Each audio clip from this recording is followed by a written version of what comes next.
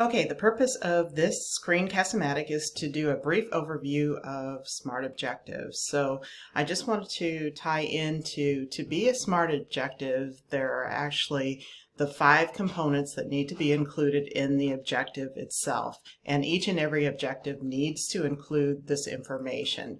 Or you can do a precursor by the end of the practicum experience, the student will, are those types of things, and then list out specifically what the student will do. And by the end of the practicum experience, that's the time-based, and then the student is the helps you to be specific as to who the particular objective is related to. But in a general term, there needs to be the 5 components in each and every objective. Specific, it needs to be measurable. So in other words, you can look at this objective and you know exactly how to figure out whether that objective was met or not.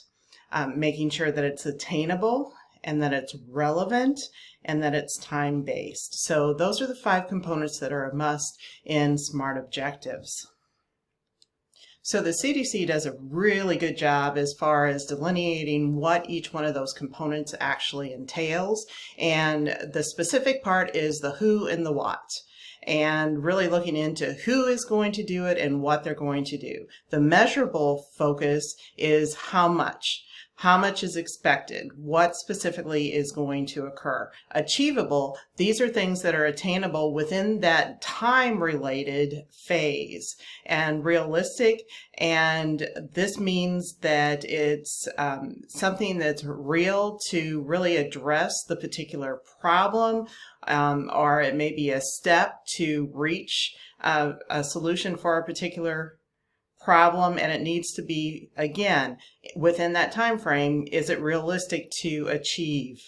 And then we get into the time phase. It should provide a time frame. The objective should provide a time frame in which the objective itself will be met. So those are the criteria to really examine and to think about when you are writing your SMART objectives.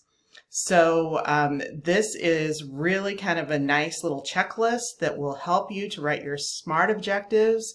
And just clarity, being very clear and concise is really important.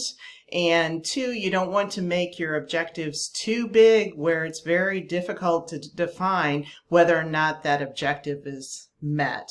And when we make objectives too big, typically they are indeed probably a goal. So typically we have a goal and then we have a multitude of objectives to reach that particular goal. So the objectives are the bite sizes to get to a particular goal. So I hope this helps you and provides some simple guidance. It's just a matter of practice and thinking about specifically so it's measurable, and these are valuable tools that will help you in your career and really will set you apart from other staff that may be aspiring to be master's prepared as well. So keep that in mind. This is not just something that is being done specifically for a course. This is something that will give you tools to be very systematic in your thought process when you're dealing with